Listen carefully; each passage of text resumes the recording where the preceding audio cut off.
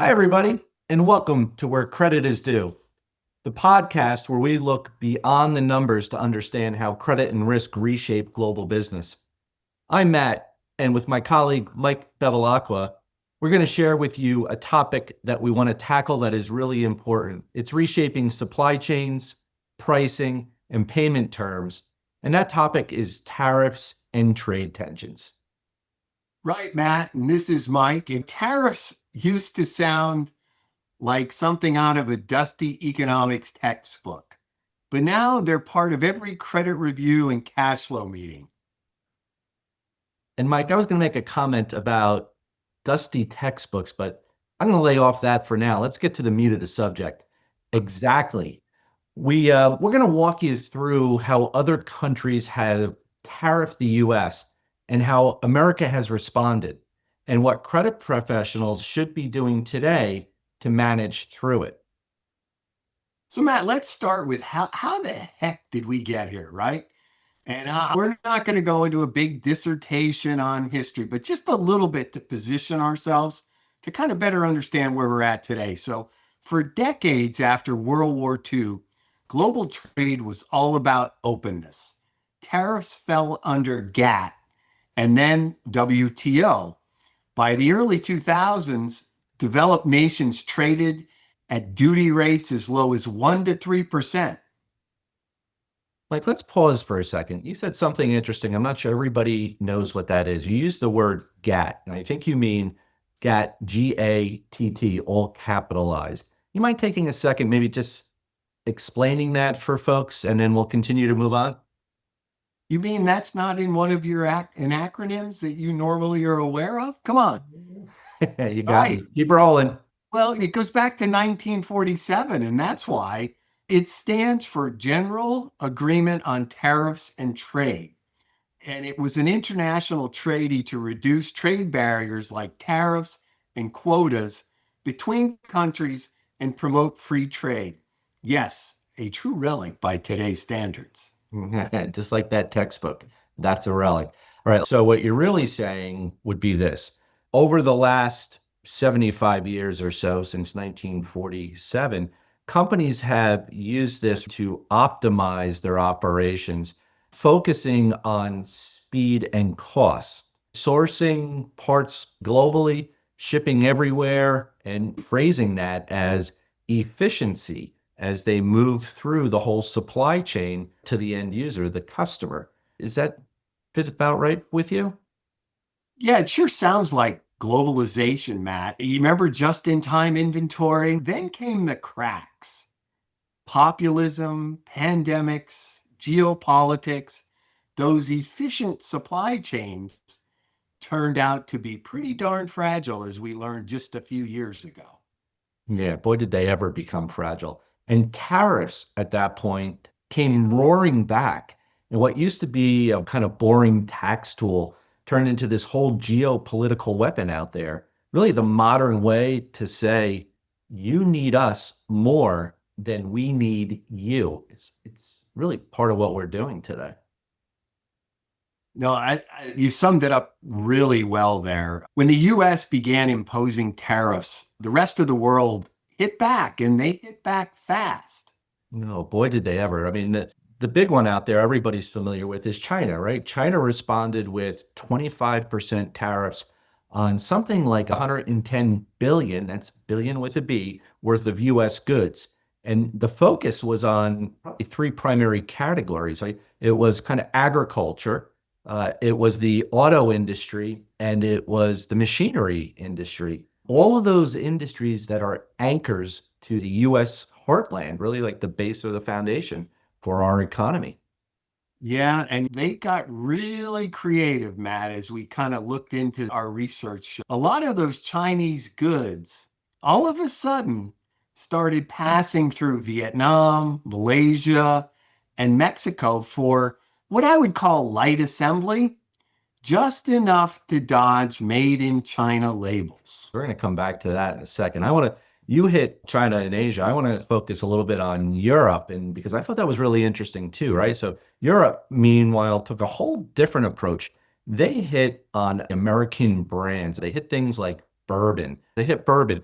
They hit Harley Davidson and Levi's, those iconic American brands and part of the American culture is where Europe went to. And they're doubling down on with the carbon border adjustment mechanism, basically a green tariff for carbon heavy imports. They sure have. And let's say in our own geography, Canada and Mexico joined the fight during the steel and aluminum dispute back in 2018, right? So this isn't a new subject, but it's one that continues to keep going on. And today, they're often the middleman. You mentioned about the manufacturing issue. Goods come from, let's use China as an example. They come from China and they get minor processing done to them and they re-emerge as a North American product. I mean, you can look at the auto industry. You look at the label inside the car or on the window sticker. Where has the product been sourced from? Where has it been assembled from? A lot of that you see in North America, but yet it's Canada and it's Mexico. Yeah, just another way to kind of duck under the way the tariffs were being imposed. But we also had India, Turkey, and Brazil, and they followed suit as well. And you can really think through this because everybody seems to be building the walls and calling it economic sovereignty. So again, you think about globalization, which we for 20, 30 years was growing. There comes walls and moats, and it isn't about free trade anymore. It's about self-preservation. I don't want you to lose that thought, hold that thought also. I want to switch gears a little bit at this point, right? I don't want to spend too much time on the history side of it, but what has the US done? US kicked this off probably in around the 2018 timeframe. If you go back to GATT, I think it was like section 232 and 301, where they're talking about tariffs and up to 25% of a tariff on about 360 billion, again, billion with a B, on imports. And the goal at that point was to put pressure on China on IP theft and really industrial subsidies. Think about IP, so intellectual property, because of the stealing, et cetera, that was taking place. It was a way to kind of control or put some pressure on the market. Interesting approach, but again, back to 2018. It's not just today. This has been going on for a while. So, Matt, have you been staying up late reading section 232 and 301 on tariffs? At CRF, we go the gamut, whatever we need to do to deliver against the topic. So maybe, but keep Well, yeah, that's impressive. I'm going to move us into 2021 and through 2024. Some tariffs eased for allies and they were replaced by quotas. Mhm. But then all of a sudden, a new term came into focus, and it was national security. And it became the blanket excuse for keeping tariffs in place. It sure has. Let's fast forward. Let's bring it up to today because we want to really get to the meat of what does this mean for the credit practitioner and for the discipline. Fast forward to 2025, there are over 12,000 product lines that face tariffs or quotas out there right now. And the average effective rate is somewhere between 6 and 7%. If you take this and go back a little bit to pre-2018 levels, that's way above that. It's almost triple that amount. So this is no longer this temporary trade war, is it? Right? It's been going on for a while. And if you think about the US and their approach to the global economy, this seems to be more policy than anything else that we've put in place. I think it's more policy than it is any singular act against a particular product or product line. And I think as you think about the current administration and maybe some of the reasons that they're doing what they're doing is they're taking a look forward and making sure that we have jobs on US soil into the next, I'll say, 2 to 8 years that are going to be here even beyond AI. And I think you could hear an awful lot of chatter about bringing manufacturing back to the US. And with that, every tariff creates winners and losers. It does, right? There are certain industries that will weather this better than others, but let's chat just about some of those winners and losers. Let me take the winners. I think there are probably three industries out there that are benefiting from this the most. One is the US domestic steel industry. The second would be broadly the defense industry. And the third, I'm going to place it in the technology area and call it semiconductors. I think those are the winners right now. I know there are some losers out there. Why don't you hit those for us, Mike?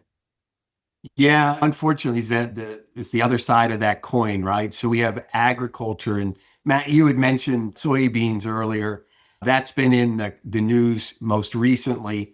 Retail, again, as they come in through the ports, they're being picked up extra expense on the tariff side, and then any manufacturer that's really dependent on imported parts. Yeah, yeah, Those are certainly. the three that, at least we're talking the top winners and losers here. I'm sure there's many others. It's just these are the ones that continue to get a lot of the headline news. Yeah, they're taking the press, right? We get it, right? There's, like we said, 12,000 categories out there that can be impacted. And so how does this relate back to the credit professional? And I would say this, right? The credit professional probably feeling this first for a number of reasons. They're seeing things like the inventory builds, whether it's their own business and or their customer. They start to see the inventory builds take place.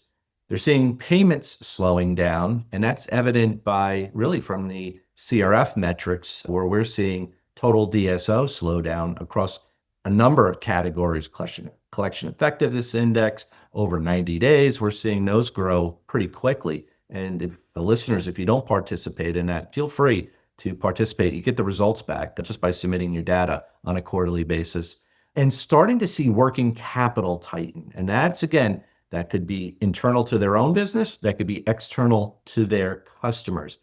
And it's extremely important to be monitoring and being proactive against those. And now you can see we're starting to look at the impacts to the credit professional, but we need to monitor those things and be proactive. Yeah, Matt, you think about tariffs, they just don't distort trade. I know you mentioned the word working capital. They can distort a company's liquidity. And that's why we're having this conversation because well, many of you folks that are listening in already know what's happening with some deductions on account and just this whole new process and all these changes that have been taking place and how it's impacting your portfolio. And we're going to talk really about what that credit professional must do now as a result of this tariff, I guess, indoctrination across so many different industries. Yeah, let's shift the gears again, Mike, on this. I think it's so here's the meat of the conversation. Just as you said, so how does it impact the credit professional? And let's take a look at, I don't know, I challenge us to come up with five topics that are important and share those as to what they are. So why don't you take the first one? And that means you've got to come up with three, only got to come up with two. So you take the first one and I'll go from there. We'll go back and forth. Is that because I had to do the losers before? I get to do the first one. So you get the first. Yeah, we share and All share. right. Go So, for it. number one, reassess your contracts. And you got to look at these tariffs and surcharge clauses. If you don't have them in there, you need to be putting them in prospectively. And you want to spell out who absorbs this extra cost and review pricing quarterly. And we keep hearing that tariffs haven't had an impact or they've only had a slight impact. Some manufacturers are absorbing them. I think as we continue to traverse down the timeline, more and more will become evident. And you're going to want to potentially push for shorter payment cycles or tiered pricing to account for tariff volatility. Add adjustment clauses tied to tariff thresholds so you're not eating the cost every time a new duty drops. For long-term customers, you want to explore volume guarantees or shared cost mechanisms if they want stability. they can help fund it. And I know a lot of folks actually have contractual language that limits the amount of pricing anyone could take in a given time frame, mostly a year. So again, those were some tidbits to be thinking about to manage through that particular issue. Do I get to pick one now? Yeah, why don't you? I'm going to go. Here's the number two for us. I would say validate the country of origin. Before we used a quick example of the automobile industry, let's just say a car being manufactured in Mexico, right? Product to build that car coming in from various locations around the world, but yet being assembled in Mexico. So don't assume that made in a particular country. You need to verify things like who the suppliers are, the routing, and the certificates of origin of the products that are going into that, the components going into a particular area. Get certificates of origin and harmonized tariff schedules, right? HTS, as it's referred to, codes verified. Again, you want to make sure you're protecting your business. Cross-check them against actual shipping data and invoices, especially if the vendor uses multiple plants. Again, a lot more work being put on the credit professional these days, but it's important. And then anything like private label or contract manufacturing, certain types of goods, confirm where substantial transformation occurs. That's what determines tariff liability, not marketing spend. So again, substantial transformation occurs. That's important to remember. And again, look for those types of things. So that's number two, validate the country of origin. Mike, you got the third one. Yeah, let's go for number three. And again, as a credit professional, you want to be thinking about a stress test of liquidity. You'll want to think about modeling a 5 to 10% cost increase. How does that hit your DSO, the margin, or the borrowing base? Because at the end of the day, you've really got to be looking at margin compression creeping in from freight, materials, or resourcing, and build some dashboards or automated alerts. Another opportunity maybe to use some AI. Yes, even a humble spreadsheet will do to flag shifts in gross margin by the product or the customer. Tie this data back to your risk model so early stress indicators, I'll get that out, actually means something operational. And again, it's the credit team bringing value to the organization as things are changing in the marketplace. Mike, I'm going to cheat a little bit because that was such an important point for everybody. I'm going to extend that a little bit. And I'm going to go with number four for me would be this, to update your risk models, right? You can see how those two pieces correlate to each other. Build tariff exposure into your scoring models. Start to watch for things like late payments. Be a little bit more cognizant of that. Maybe change the parameters there. Look for things like rising inventories in your customers through their financial statements, through your conversations, through your visits with them. Look for rising inventories. Probably the most important, shrinking cash buffers, right? So as tariffs need to be passed through, paid, et cetera, you may start to see shrinking cash on the balance sheet. Again, you want to use those in your risk models. And another piece here is a lot of organizations score their customers on an annual basis. I would say today, you need to, at a minimum, do that quarterly. So you're changing that time frame around from what was potentially annually to, at a minimum, quarterly, or in some cases with your high risk customers, maybe you're doing it monthly out there. Use your liquidity findings that you have out there then to segment your customers, right? As you go through your scoring and begin to segment those. Who's strong, who's on a watch, who is on a very high watch. Maybe you want to come up with an exit strategy and be ready to tighten your credit lines. Or you may want to start to look at things like collateral, securities that you may want to be put in place. It's certainly a different marketplace that we have out there. And cash, in some cases, may actually stop flowing for a lot of businesses. So watching the cash position, extremely important, but update your risk models, look at it more frequently, and be a little bit more sensitive to some of those parameters that are out there. So that's number four. Mike, you get the last one. Well, that's a good one, especially for all the quants that are out there that know that it's all about the numbers. But Now let's talk about the people. Number 5, you want to make sure you're strengthening your cross-functional ties. Stay close to procurement and finance. In this market, information speed is really risk control. Work with procurement to map alternative suppliers, preferably ones outside tariff war zones.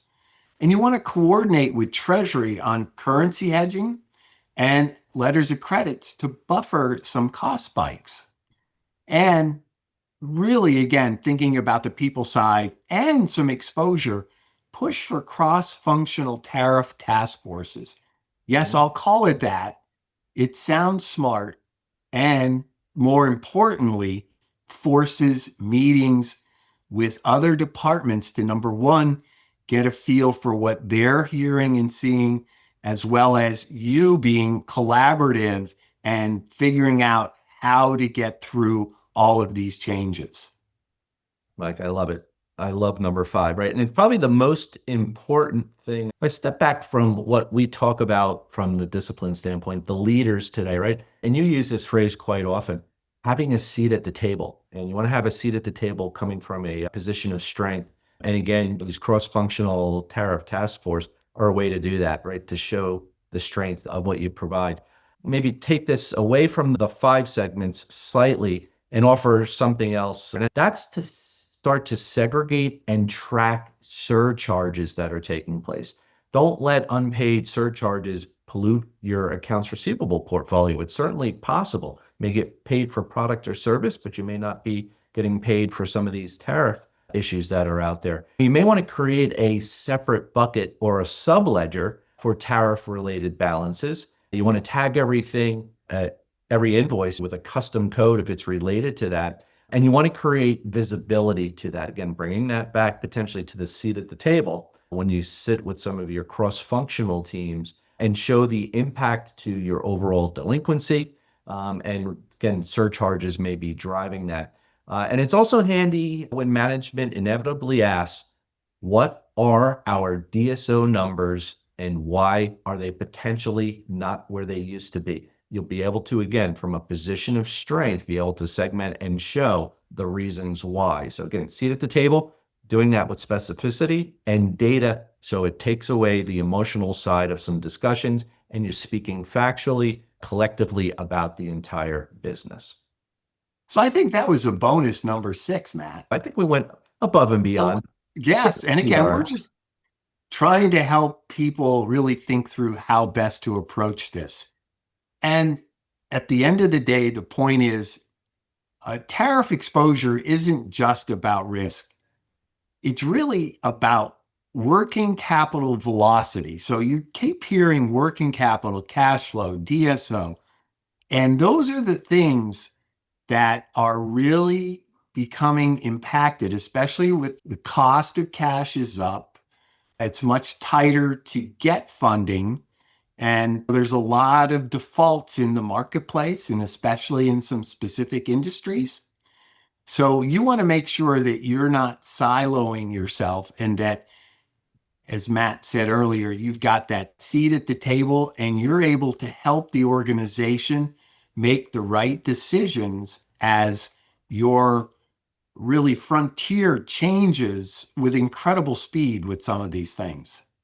Yeah, Mike, I love it. I love how you position that. You're exactly right. And I think today's best credit teams out there will act like an early warning sign to their business, right? Not just the cleanup on the back end, right? You're controlling the front end and helping your organization so the back end is cleaner than it would have been. Seat at the table, speak with specificity, have facts in front of you, focused on working capital and being that leader in your organization and that trusted point of view going forward. Why don't we're kind of coming towards the end here. Let's talk about the big picture. Why don't you share your thoughts on what's happening from a big picture standpoint? Sure. And thanks, Matt. If you zoom out, if you think big and macro, globalization really isn't dying. It's in the stage of reorganizing. We're moving into regional trade blocs, So you're seeing North America. You hear about the US, you hear about Canada, you hear about Mexico, and then you hear about the European bloc, and of course, East Asia. All of those regions are becoming more central to each other, again, based on proximity, as well as just looking at how best to manage, since really globalization is morphing into looking at maybe these regional components much more focused. Yeah. And like go back to you started with the dust off the textbook, right? And great analogy. We're changing, right? That old textbook does have some dust on it. And where I would generally say we were moving and in a global, not moving to, we were in a global environment, right? It's just the way things operated. It took a number of years to get there. But things are changing today. We're in a global economy, but a lot of governments are looking at things like resiliency. How can they maintain their resiliency in these markets? More so over that efficiency side, which was purely global, bringing product in, assembling in a certain location, getting product out. Tariffs are morphing into a policy tool today for us more than anything else. I think it's important for us to be aware of that and to be managing appropriately to that because, again, the world's changed. The cheese has been moved, and you need to stay moving with it to maintain your value and your working capital and all those things we just talked about.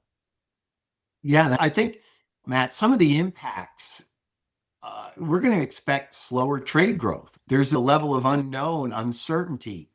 Some companies are looking to build plants in different places. And you think back to the three regions I talked about. And there really is a permanent layer of friction out there because of what's going on with all of these tariff assessments and redos and updates in the global commerce world. Hard to keep up to pace with it. But again, we're in this section, we're talking about the credit side of it. So for credit leaders, I think the goal here is number one, to maintain the liquidity for your firm. And it's the organization you work for. Again, proactive, upfront, having a seat at the table, because that helps builds trust in the decisions you're making and value back to your organization.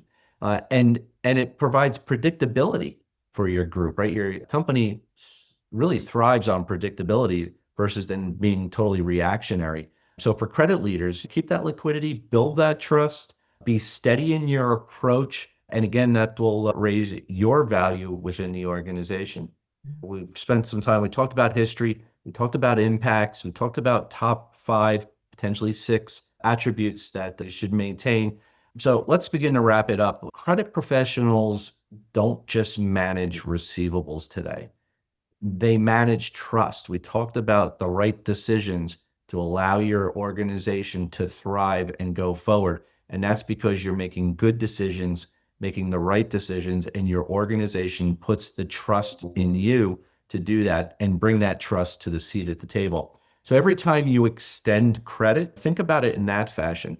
You're betting and your business is betting on your decisions on that business's ability, your customer's ability to perform back to you, which typically means pay in a timely fashion, pay the full amount, and then just keep that relationship going to maximize not only sales, but more importantly, profitability within your business.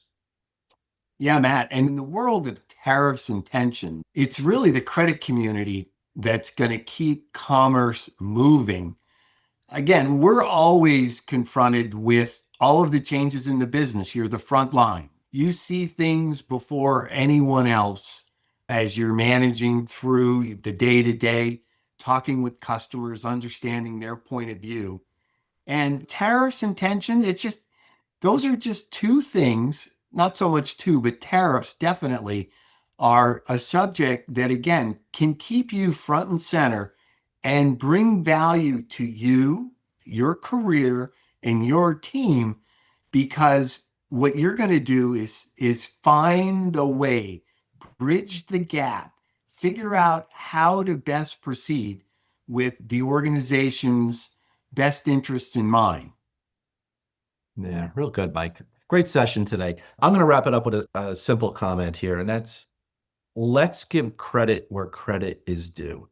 The credit professional plays a very key role in making sure their businesses keep running, even when all of this global noise around us makes it harder and harder to operate and facilitate the functions that we do. So again, wrapping it up for me is give credit where credit is due. And it's back to these professionals in this discipline that are helping their businesses thrive and continuing to move forward. Well, thanks for listening, everyone. And we want to continue providing you this podcast of Where Credit is Due. And if you found it useful, share it with your team. Join us next time as we explore the strategies that keep companies moving forward, one decision at a time. We'll be back in 2 weeks talking about AI in the order to cash realm. And we're going to actually talk about some real use cases in AR, again, to give folks a perspective on how you could be thinking through implementing enabling technology to help you and your team step up your game and really be able to be more proactive and more fast using the right technology. And 2 weeks after that, we're going to have building risk scores, risk scoring models that actually work. We talked a lot today about models. I know in credit, we all have put together some great models to manage through the business and empirically share our point of view with the leadership team. So we're going to be going through that. So thanks again for listening to Where's Credit's Due, and like and follow as we continue to share subjects of interest to the revenue cycle management leaders. Mike, thanks. Great session today. I appreciate everybody's listening in, and we'd love to get feedback from you. Let us know how we're doing. Take care, folks. Bye.